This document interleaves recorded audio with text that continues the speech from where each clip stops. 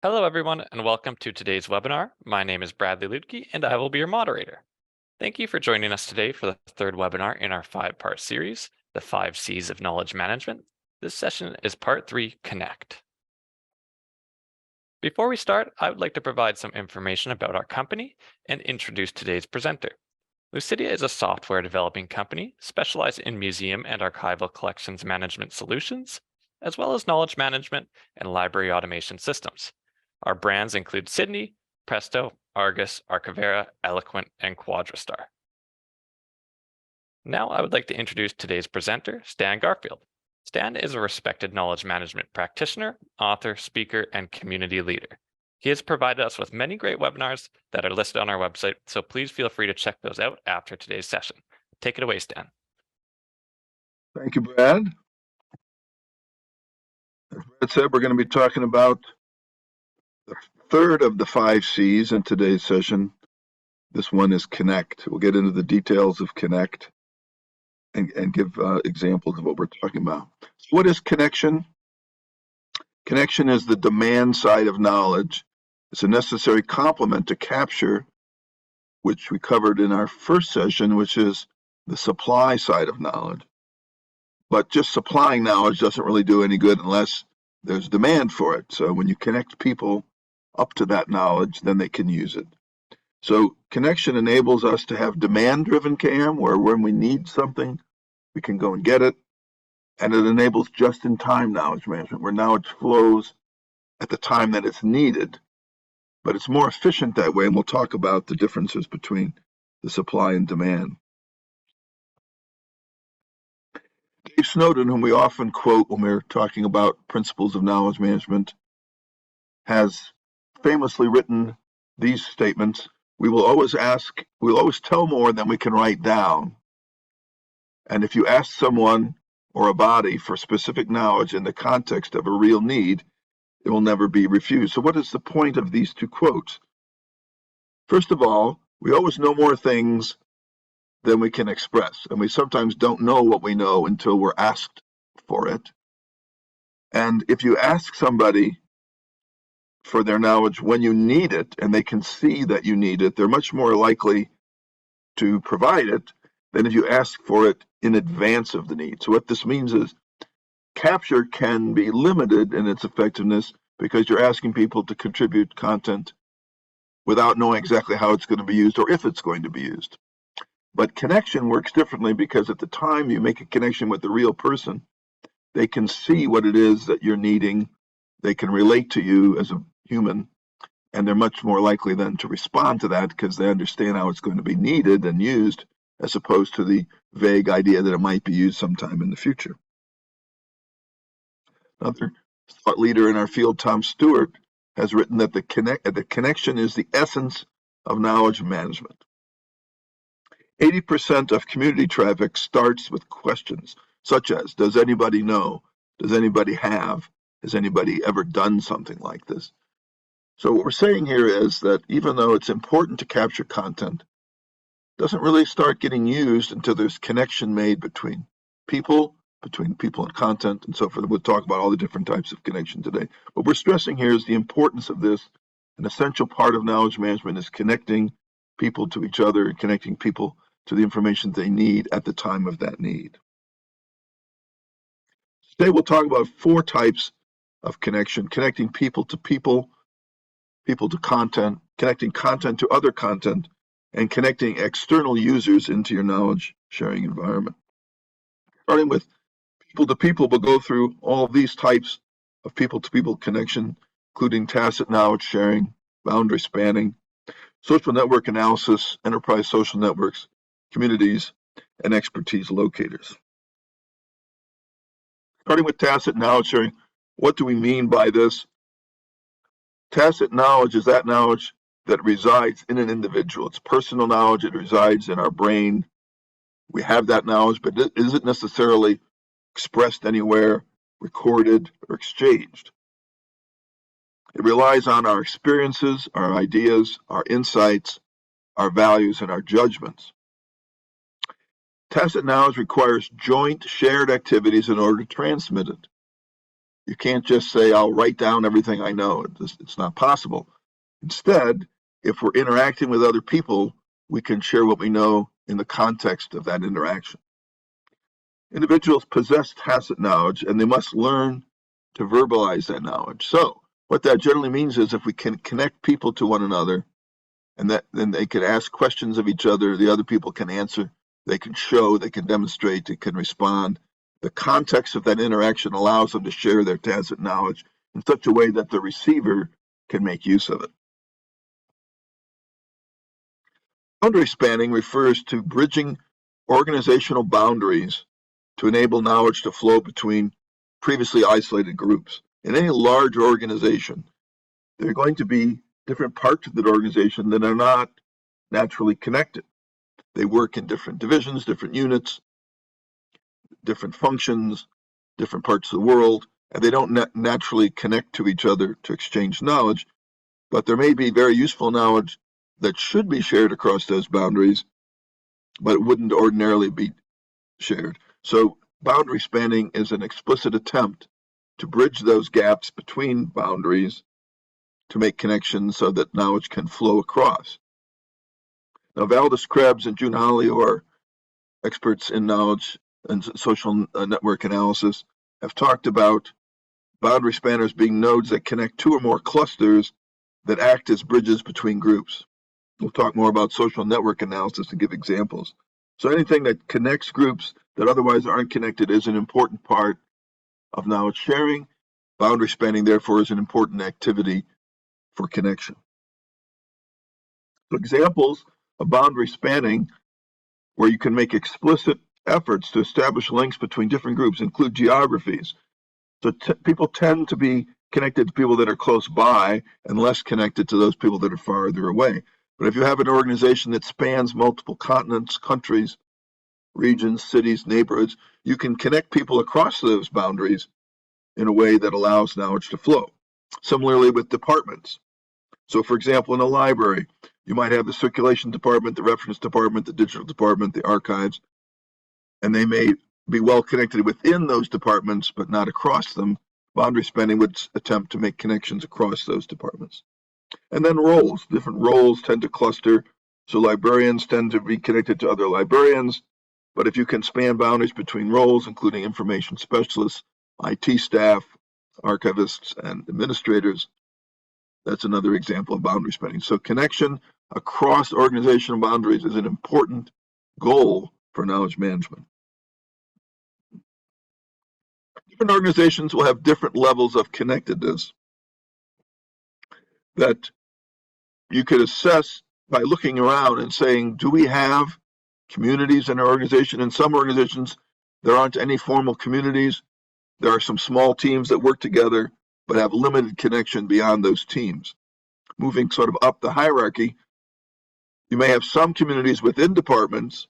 For example, you could have a community of librarians who share ideas, but that don't go across. And the next level would be some communities that span some departments. For example, a community for reference and digital specialists for a specific collection. Then at another level, communities that span all departments. For example, a community where everyone's involved in a specific subject area is connected. And then the ultimate goal would be communities for all important topics, spanning all departments, including all roles. So that would be true boundary spanning, where if you have a community that everyone in the organization, regardless of where they live or which organization they report to, belongs to that community and allows for all the knowledge in all those different organizational entities to be shared. I mentioned social network analysis. It's a way of determining the current state of your social networks. It identifies boundary spanning opportunities where you see that connections don't currently exist, but you would like them to exist. And it allows you to map and measure relationships and flows between people, between different groups and organizations, but even between computers and other information processing entities. Here's an example of what a social network analysis output looks like. You have different nodes represented by the colored circles. You have connections between them represented by the lines and arrows. And then you can see how organizations tend to cluster. So in this example, There's a group on the left that's well connected with each other, and there's somebody in the middle of that, identified as BM, who's a very important connector amongst the people in that cluster. Then on the right, you have another large group with a lot of different connections and multiple nodes in the middle.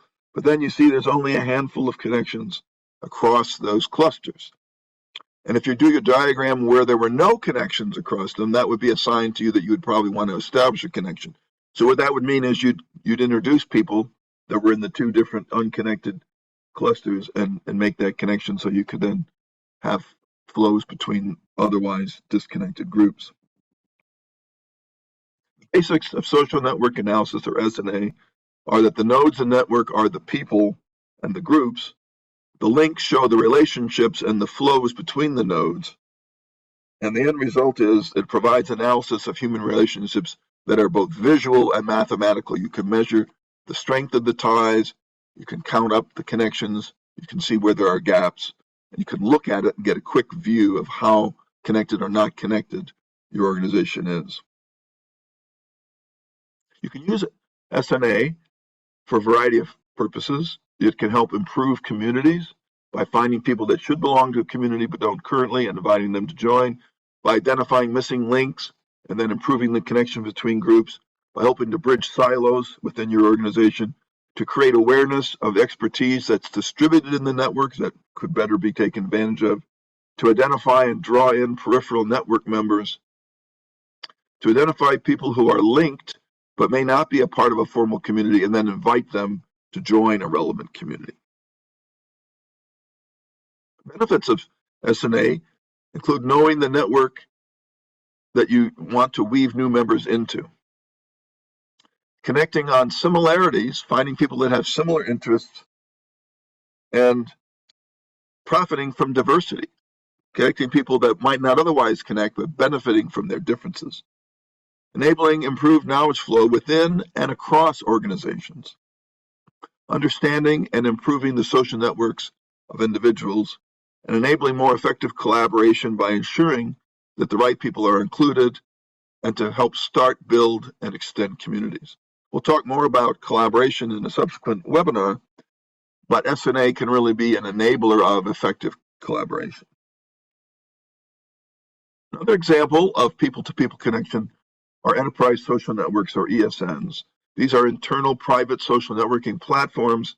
They're used within organizations for communicating and for collaborating. They connect people across organizational boundaries quite easily because they're open to anyone in the organization to join. And they make it easy to share status updates from individuals, to provide employee profiles for learning about and finding other colleagues. And they enable private, secure, threaded discussions. So they're similar to social media that we're used to, but they're within an enterprise behind a firewall. The functionality for enterprise social networks includes profiles of people, including their bios, their interests, their skills, that allow other people to learn about that and to find them. They generally provide multiple platforms that they operate on, so they can be used on the web, they can be used on a desktop using an app, and they can be used on mobile devices. So they're able to be used in whatever way the user prefers. And they enable sharing of posts and comments, of photos, videos, documents. So enterprise social networks are an excellent way of connecting people, especially in a large organization that might not otherwise be connected, to allow them to know about each other, to connect, and to share. Use cases for enterprise social networks can be remembered using this acronym SAFARIs, which stands for sharing information, asking questions, finding resources, answering questions, recognizing colleagues, informing about activities, and suggesting ideas. Now, these 7 use cases for ESNs are a pretty succinct way of summarizing why you should use an enterprise social network, but they also can be explained to the skeptical users as the best ways of doing this. So if someone says, why should I join our enterprise social network? I already have enough to do without worrying about that. What you can answer is, an enterprise social network is the best way to do these 7 things. So sharing, people could try to share by sending email, or they could try to share by talking to someone on the phone, but not nearly as effective as using an enterprise social network that spans the entire organization. Similarly, with asking a question, you could pick up the phone and call someone, you could turn to the neighbor sitting in the next desk, but that's unlikely to be as effective as asking a question into a community in a social network where all the people who might be able to answer your question are paying attention and can respond. Similarly, for finding resources, if you've been looking for any kind of resource, it's hard to find sometimes, but if you have a network where all the people that might be able to help you with that can respond, you're much more likely to find what you need than using any other method. So when you're trying to explain this to potential user of your network, use this as an example to show that the use of an enterprise social network can be more effective in these 7 uses than any other alternative. And you can challenge them the next time they need to find a resource, for example, to try using the enterprise social network and compare the results to what they otherwise would have tried.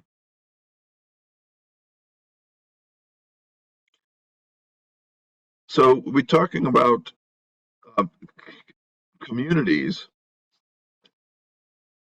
and using the enterprise social network for communities. They're groups.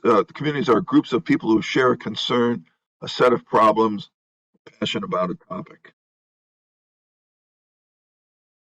Communities deepen their understanding of their subject by having online discussions, by having meetings and calls, by building trusting relationships within the communities. And the way that people tend to interact in communities are posting and replying in threaded discussions, to share, to ask and answer questions, to find expertise and resources. So communities can be enabled by enterprise social networks. They can also be on other platforms. They can also exist primarily as in-person meetings, but typically in large organizations they have a platform component. But they exist as groups of people who want to connect around a topic and to deepen their knowledge of it and to be able to solve problems together. Community use cases. Communities are used to share new ideas, lessons learned, proven practices, and so forth. It's a sharing mechanism first and foremost. But it can also be used to help innovation by brainstorming, building on other ideas, keeping informed on emerging developments through the community. You can have reuse occur within a community by people asking questions, getting the answers, and applying those insights, and also retrieving posted materials. People within the community collaborate through their discussions, through their conversations, through their interactions. And they learn from other members of the community, from the speakers that come on community calls, from the successes and failures and case studies that are discussed in the community, and through mentoring that can be enabled through the community. So communities are one of the more powerful components of knowledge management. They certainly are based on the connection between people. And if anyone ever tells you the community is a system or a tool or a platform, it's not. It's people. It's people connecting with other people. Another form of people-to-people connection is the expertise locator, a system for finding experts on particular subjects in which people enter details about what they know and what they can do, and it enables searching for all the people having the desired skills and experience. In order for these to work, people have to enter information about themselves in order for other people to find them. So they have to enter information about what they know and what they're able to do, what they've done, where they're located, where else they've worked, what languages they speak, what industries they've worked in, the tools that they know how to use, and their availability in case people are seeking them to help out on a project. Expertise locators are also called by a variety of other terms. So here's some of the terms you may have seen: employee directory, expert finder, people network, skills database, skills inventory, skills profile, staff directory, who's who, yellow pages. Obviously, there's a lot of different ways of calling them, but the concept is the same. There's a central database with information about employees that includes enough detail about each one so that other people can use that detail to find them. The skills database can be fed from an internal HR system or from LinkedIn, where this information may already exist, or at least some of the information already exists, so it doesn't have to be re-entered. One of the challenges for entering a skills database is that people don't really want to do that. They don't want to spend time entering data about themselves.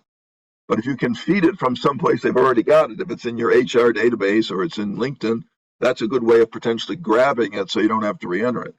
A way of motivating people to do it is to display a percent complete indicator next to their name.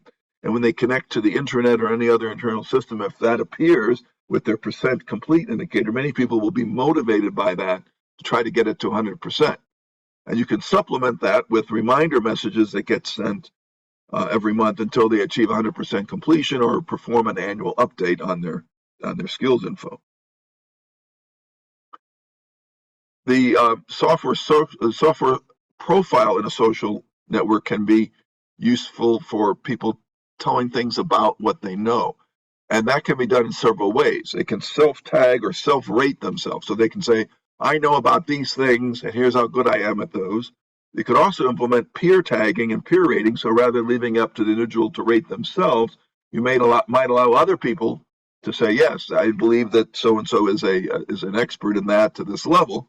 Or they could have an official designation by an authority. For example, if you have a formal group that certifies people or gives reviews of people's capabilities, that might be an example of where a project manager could be officially stamped as certified for having completed project management certification. Those are ways of getting that kind of information to be verified as opposed to just being self-asserted. One of the things you'd like to do is to get everyone to populate their profiles, but they're unlikely to do that just by asking. But if you have your senior executive of the organization lead by example and fill in their own profile and then communicate that outward and ask everybody else to follow their example, that I've seen that work quite effectively. So the senior executive fills in their profile, sends a message out asking everybody else to do so, links to theirs as an example. People see that, and they often will jump in and fill in their profiles. Other ways of trying to get information about expertise include automatic monitoring and crawling. And this is monitoring all the email messages people send, but that raises concerns about privacy. When that kind of thing is attempted, often people will be concerned about what's being looked at, and that can be an obstacle to that method. You can crawl through threaded discussions and see who's answering things in them in a community, but the effort involved in doing so may not be worth it. You could crawl repositories to see who submitted content, but there may be a limited number of contributors. You could crawl through personal files, but once again, privacy concerns, like what are you looking at and how come my information is being looked at and revealed. So it's my recommendation that it's better to let expertise emerge at the time of need rather than trying to figure it out in advance. So what that means is, if people can go into communities and find experts just by asking, why not just let that work? That's simpler, doesn't require any of these other methods, and it's less likely to raise concerns that some of these methods would raise. Another way is to use something called Ask the Expert, which is also referred to as Q&A, where there's actually a knowledge management system or tool used for raising questions. It can tap into the skills inventory and find people that have that expertise and route the question to them. You can either develop this or purchase this as a standalone tool. But another way is just to use existing threaded discussions within communities to reach experts. So that's what I tend to advocate, which is use the simplest approach that's probably the most effective rather than trying to engineer specialized solutions that may not work. Now we'll move on to our second main theme, which is connecting people to content. And the ways of doing this include navigation, search, and tagging. Now, navigation is a way of people looking on a site and then going to the knowledge that they're seeking through some kind of menu system or list or index, and we'll look at each of these. The first way that people tend to find content is by searching. We've all had experience in searching, some of it good, some of it bad. But there are several different kinds of searching that we'll talk about: enterprise search, federated search, and faceted search. Enterprise search is that which searches within an enterprise. So it's It's not looking outside, it's looking within. The best enterprise searches are connected to all the sites and databases that exist in an organization to allow the broadest possible scope of the content being searched. They should allow narrowing or broadening the search so you can restrict it to different types of content that you're seeking, or different domains or sites, or different range of metadata values, and allow to search by text strings or by metadata or by content title. So really good search will allow people to choose how they search, how to narrow or broaden the search, and allow the search on different kinds of filters. Faceted search narrows search results by applying multiple filters that are based on faceted classification of the terms. They will show how many items there are in each topic and allow you to search within that topic only. So it's a way of really narrowing your search and zeroing in so you're not overwhelmed by a lot of extraneous search results, and increases the likelihood of finding only the desired items, not other things. A federated search stores addresses and access codes for restricted internal systems that might not allow the enterprise search to get into them, and it conducts a series of separate searches into each one of these systems and databases. It can also access external search engines such as Google and Bing and bring those results in, and it displays all the search results in a single view. The advantage of a federated search is that rather than requiring your users to go off to a number of different sites and do a number of separate searches on each site, you can do it from one central search site. It will then do the multiple searches and bring back the results and display them to you in one place. So for a user, that's a lot more convenient than trying to figure out every site they have to go to and spending a lot of individual search time. This way, you can basically tell it, look at everything that's out there, or you might even say, and also include the external search engine and bring me back one consolidated set of results so I can proceed from there. Tagging is a way of applying tags or metadata to content that makes it easier for people to find that content. So we're talking about connecting people to content. We started out by talking about search, where people search for content without necessarily knowing where it is. Tagging is a way of taking content and making it more discoverable or findable. And we'll talk about standard metadata, user folksonomies, and auto-classification. So standard metadata is information about content. It defines the context of the information, how it's classified within your enterprise taxonomy, and how the content is related to other content. It can be applied automatically based on the origin of the content. It can be assigned by the content owner when it's being submitted to a repository, or it can be added by a knowledge manager to ensure that it's done properly. So there's multiple ways for metadata to be applied. One thing that we know from experience is that people don't always want to add this, so they'll contribute to a repository. There may be a field where they can add metadata. They may or may not do that. If they're forced to, they may not choose wisely, as they may just put something in so they can get past that step. So by having ways of adding to that or making it better, either by automation or by having knowledge managers do the tagging, is a way of improving the quality of that metadata. A user folksonomy is where the users create their own tags. So in a formal taxonomy, it's controlled. There's a list of standard terms. They have defined meanings. There's a defined hierarchy. In a user folksonomy, the users create these tags.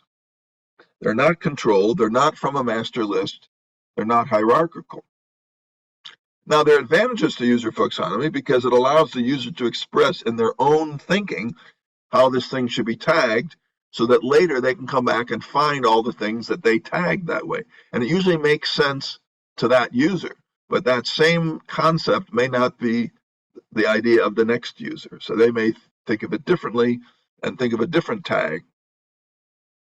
The problems with the user folksonomy are that there's no imposed standards, so you can have inconsistency across tags. You can have redundant tags where there are lots of tags for the same thing that are just slightly different, spelled differently or whatever. And there's multiple variations of tags. So the advantages of folksonomy are that the users get to control it. It's not rigidly controlled by the central authority. They can express it in the ways that make sense to them so they can find the content later, and that can be very valuable. But as far as cross an organization, a folksonomy may not work as well as it does for an individual user. One way of trying to deal with adding metadata is auto-classification. And with the improvement in the technology of artificial intelligence, this is becoming more of a reality, where you can reduce tag proliferation by letting the AI tool look at content, determine what it thinks the tag should be, and apply them in a more consistent fashion. It avoids having content with inaccurate or missing metadata. It can do a better job, potentially, than an average user, but it may not do nearly as well as an expert taxonomist. So my advice about auto-classification, it's worth evaluating and piloting, but don't assume that it will work flawlessly or work as well as an expert knowledge manager would who was looking at content. Now we're going to talk about connecting content to content. So we've talked about connecting people to people, people to content. What does it mean to connect content to content? Well, the idea behind this is that related content can be linked so that when you're looking for it, you not only find one thing, you find all the things that you might want to find because they're connected to each other. And the ways of doing this include taxonomy, a thesaurus, and links. A taxonomy prescribes a hierarchy, a set of terms, and it defines a standard classification scheme. There's a controlled vocabulary with a pick list, so you choose from the list.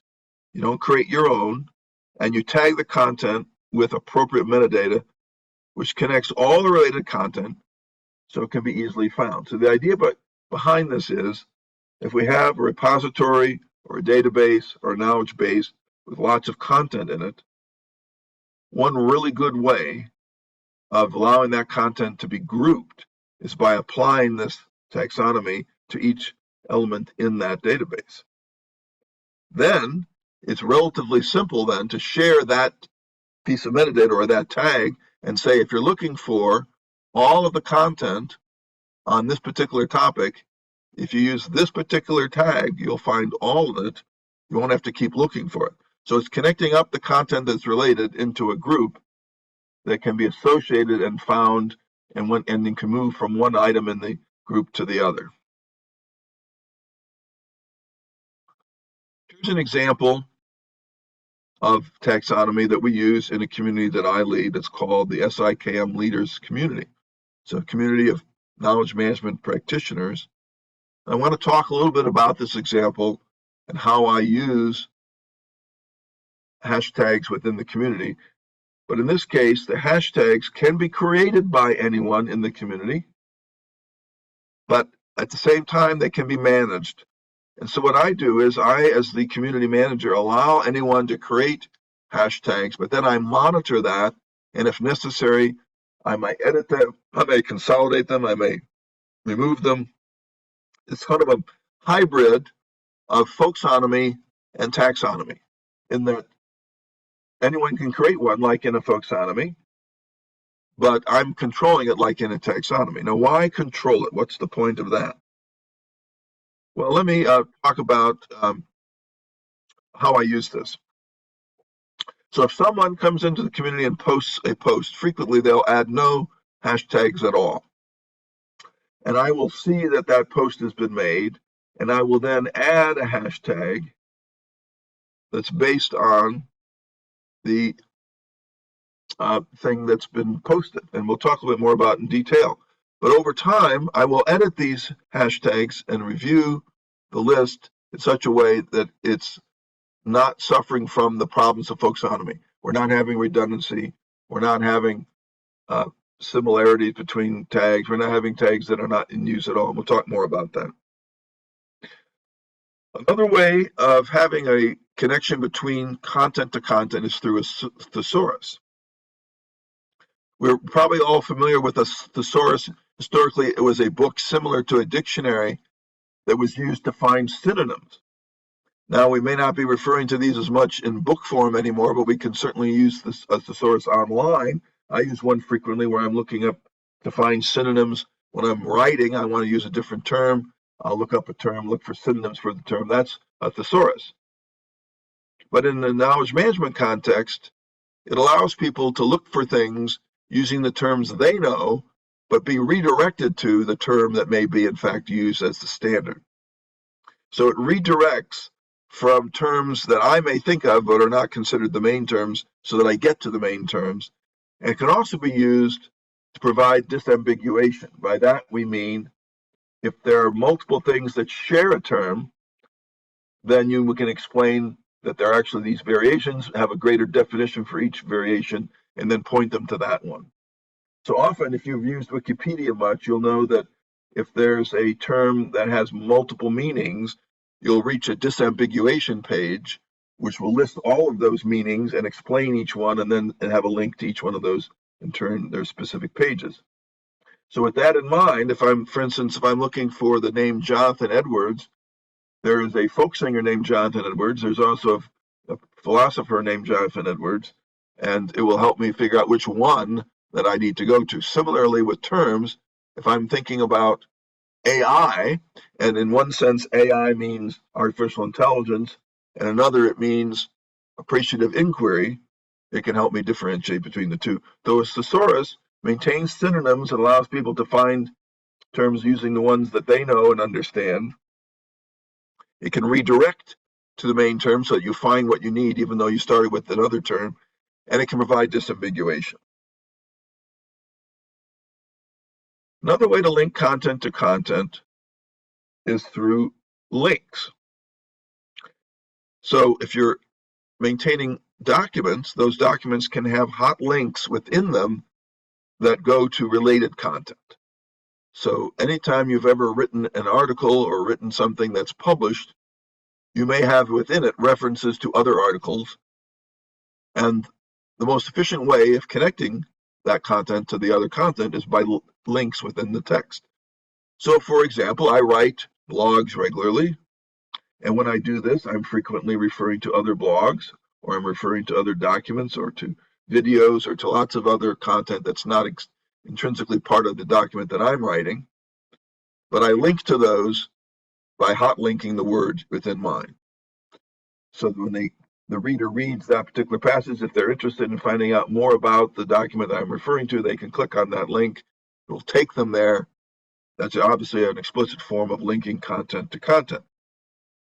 Also within those kinds of blogs that I write, in addition to hot linking words within the text, at the end of each one, I'll have a See Also list. And here I will provide a list of other documents, other content that's related to what I wrote about, so the reader can go there and read more about the subject. And that See Also list can be a very valuable way for the person who wants to learn more than what I've written.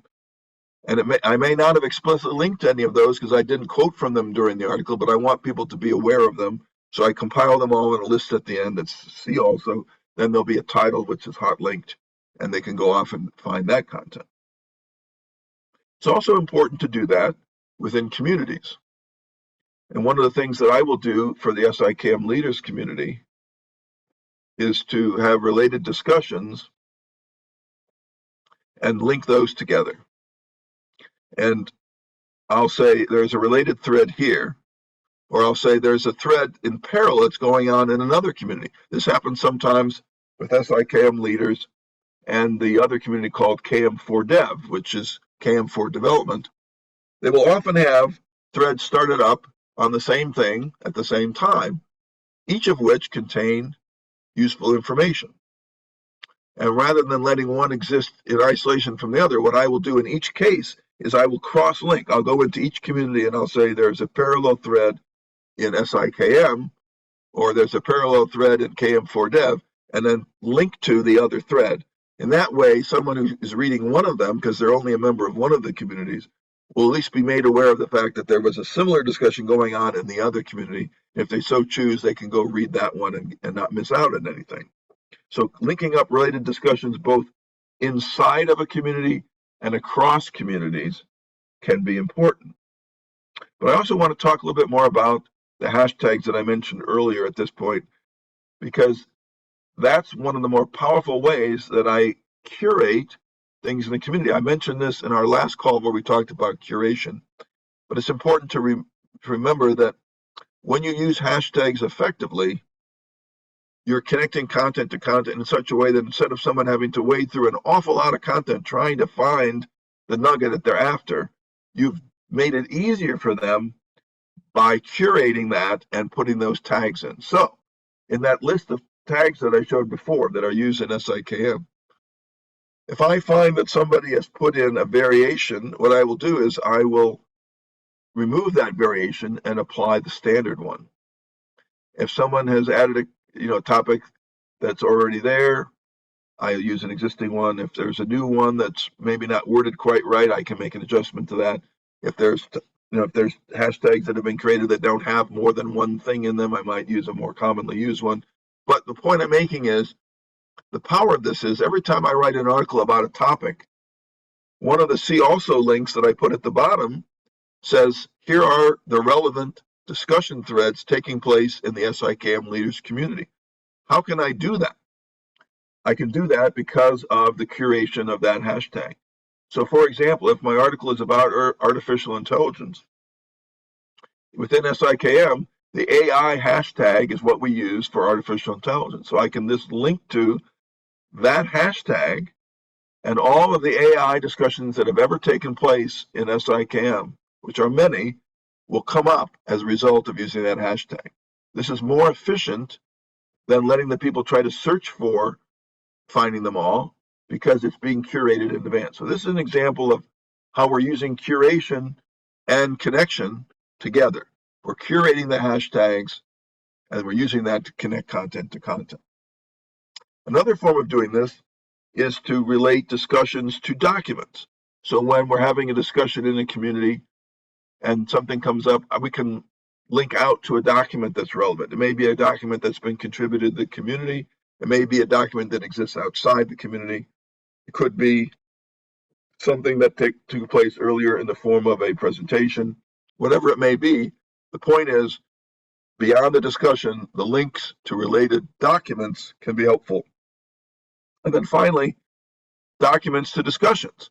So if you're writing an article, you can link back to discussion. As I mentioned, the example of using the hashtag to point back into the discussion. I go both ways. I have discussions that are pointing to my blog articles and other people's content. And also within the articles that I write, I link into the discussions that are relevant about that topic. So those kinds of cross links are an extraordinarily valuable way of connecting content to content so that people don't have to go off and try to find that extra content on their own. You're making it easy for them because you've already done it. The final aspect of connecting people to people that we'll talk about today is connecting external users. This is a special case that if you have a firewall that's keeping all of your content in-house, the question might be, why would you let anybody inside that firewall who doesn't work for your organization? So let's talk through some examples of where we would want to do that and why would we want to do that. It's not that you're going to allow external users to access everything inside your organization. Typically, you wouldn't. But you might want to let them access selected websites or specific team spaces or specific systems that they need in order to work with your organization. This enables collaboration with retirees, with vendors, with partners. All right. So I've seen instances where companies try to tighten up their security so much that it's impossible for any of this to happen, but that just makes it hard for these partners of yours to work with you. So rather than making it hard, having an efficient external user approach and process and technology actually makes things better. And we'll talk through some examples. In order to provide external access, you have to have support from multiple functions typically within your organization. So IT has to come into it by making it technically possible, but you're also going to need the approval and review by your information security, because they'll be concerned about are we making it such that people can get access to confidential information. You'll need approval from your legal department. So this is a cross-functional project to get this enabled. It may require a lot of time and effort, but it's worth it. If you can get through it successfully, it will allow you to benefit from that selective external access. Extranets are a specific example of external access, where it's an intranet that can be partially accessed by authorized outside users, and it can enable businesses to exchange information over the internet securely. So you may find that an extranet specifically is worthwhile as a part of your external access. Let's talk through some use cases for external users connecting into your systems. So for prospects, you can persuade your prospects to become customers. They can have access to content. They can interact perhaps with some of your experts, with your sales force, with support personnel. It can be a way of making it easier for your prospects to become customers because you show them what they'll be getting if they become a customer. For your customers, it's possible for them to participate in their projects directly and get support. So let's talk through that example, because that's probably one that may be the most beneficial, which is if you're having a customer project and you're using some internal collaboration tools such as a Microsoft SharePoint team space, you would probably like to have your customer be able to have access to some of the content there. If you're planning meetings, if you're publishing status reports, if there's content that you need to have reviewed and approved, it's cumbersome to have to then take it outside of an internal team space and then send it off, let's say via email, to an external user. That wastes time. It has a chance for people to not be informed. It can lead to inefficiencies that could be overcome if they could have access. But if you set up your team space appropriately so that some of it is secure to only your internal project team, but some of it is explicitly made accessible to the approved external user, and that can work seamlessly, then the project team space serves both the internal project team and the customer you're serving. They can gain access to your schedules, to your reports, to communication, to discussions, and all the other things needed to make the project go smoothly. So when I've seen this work effectively in several organizations that I've worked in, it makes your projects go much better than if you didn't have that capability and you're relying on more cumbersome means such as sending numerous emails back and forth. For partners, you can provide information needed to support the partnership. So if the partnership's going to be effective, sometimes you want to treat your partners as if they are members of your organization. And so by allowing them in to have access to the things that they need to have access to, that partnership will go better. So that might be data and information that they need. It might mean the other way where they supply content that you need. However it works, having that form of external access appropriately controlled and limited can make that partnership go better. For your vendors, for your suppliers, your providers, delivering support for products. Once again, these are people that have need to provide support to you for the products that you've bought from them. Why not make it easier for them to do that? So if you give them appropriate access, then they can provide support more efficiently than if they have to go through someone else in order to reach your end users. For external analysts who are writing reports about your organization, you can give them the appropriate information they need for their reports. So once again, yes, you could rely on having to send a lot of email, but you could also make it easier if you say, look, you're going to have access to this, which is a report that we've created that you can then read on your own. We don't have to explicitly send it to you. When it's updated, you'll have access to it automatically, and then you can use that to continue to write the reports about how we're functioning and recommend us to your subscribers. For contractors, they can use the system if they were employees. Now, many times contractors are given employee badges or given security access to some things. Why not let their contractors use the systems that they need in order to do their contract work as if they were employees? while keeping them away from things that they shouldn't have access to. People that you collaborate with could be collaborating on innovation, collaborating on new product development, collaborating on new ventures, whatever these may be. Once again, treat them like they are members of the organization, where they can suggest improvements, they can work together with you. Whatever your collaboration is, use the collaboration tools that exist inside your organization with those collaborators. One of the ones that I'm especially interested in is the alumni and retiree use case, because we have a situation now, sometime which we refer to as the departing workforce. We talk about knowledge retention. And as people leave organizations, they take knowledge with them. And people have been struggling with this. As people retire, as people move on from companies, what can we do about this? Well, one way to deal with this is to allow those people departing to still be connected to your organization through communities, so they can answer questions, they can participate, they can still offer support, share their knowledge after they've left.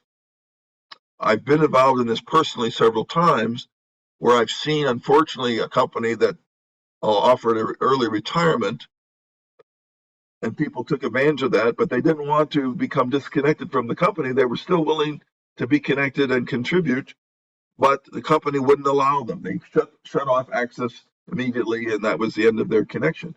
I felt that was a shame. The people that were leaving had valuable knowledge that they had accumulated over the years of working and serving the company. Why cut that off arbitrarily? If you allow for that with the appropriate controls, there's potentially great value in it. And an example that I had, a person that had worked at the company for many years was retiring, and I asked him when he was retiring, would he still be willing to be a part of the community that he had been the leader of after he retired? And he said, yes, he would love to. And if only we had allowed him to stay a member of the community, he probably wouldn't have been able to help out in a lot of situations where people had questions about how things were done or take advantage of his experience and knowledge. He would have been glad to come in that community and share that, but he wasn't allowed to. But had they just merely said, you're a retiree, but we have a retiree access account for you, we'd like to encourage you to continue to be active in the community that you were in, I think that would have benefited the company as well as the individual. So don't cut off alumni and retirees arbitrarily. Figure out ways for them to continue to be connected in such a way that they can contribute. And if over time they don't contribute anymore, you can always end that later, but you don't need to end it immediately until you've had an opportunity to see if it can still be of advantage. Candidates and recruits who are trying to join your organization, they can interact with interviewers, they can interact with hiring managers. It's very frustrating for people who are trying to be hired by a company to try to find out information about that company or whom to speak to or what they do or how they could add benefit to that. They have to struggle with that. But if there was a way to connect them to the appropriate things, obviously shielding the things that they shouldn't have access to, but so that they can have a better opportunity to interview well, to provide value to the company as a new recruit, that could be another use case. And then officials and reviewers and auditors, anyone that's working with your organization in some capacity, either because you've contracted with them or they're required to do so, giving them access to relevant systems can make that go smoothly. Now, in order for this to all work, as I've said, you have to have the agreement of your IT, your legal, your information security, and any other groups that have to weigh in on that. But then you have to figure out how to administer it so that they only have access to the things that they should, and they don't have access to the things that they don't. I'll give you one example where you don't want to have external users, which I had to fight as an individual battle in the past, and that was one of the vendors we were using wanted to open up the internal enterprise social network to potentially all external users. And that was a problem, because if you're using an external enterprise social network, you don't assume that there are people outside of your organization in there. You think it's internal, and you can share certain information you wouldn't share outside the company. So in a case like that, you want to have a clear delineation that says this is an internal network, not an external one. We need to set up an explicit external network if we're going to do that, but not blend the two in such a way that people aren't aware that there are external users, which would have happened. So keep those distinctions. If you're going to have collaboration, make sure everybody knows who has access, so there's no confusion about that. And in general, you wouldn't allow external users into your internal networks. You'd have a separate network set up that includes internal and external, so everybody's fully aware of that. So that's a note of caution. So that comes to the end of our presentation today. Just to sum up what we're talking about in connecting, we're connecting people to people so they can exchange their tacit knowledge. We're connecting people to content so they can readily find the information they need. We're connecting content to content so that related content can be found as part of a group of content. And finally, we talked about connecting external users, both securely, but also for the benefit of both those external users and your organization. So that concludes our talk today, and I'll turn it over to Brad. Thank you, Stan, for the wonderful presentation. And we're also very excited to announce that you can download a copy of Stan's latest book, The 5 C's of KM, which is part of our Lucidea Lens series on our website. And to our audience, if you have any more questions on our software, our company, or would like to reach out to Stan directly, all those contact details are on the screen for you. And please stay tuned for more webinars and content related to this series. And on behalf of the Lucidea team, I thank you all for attending today. And until next time, thanks.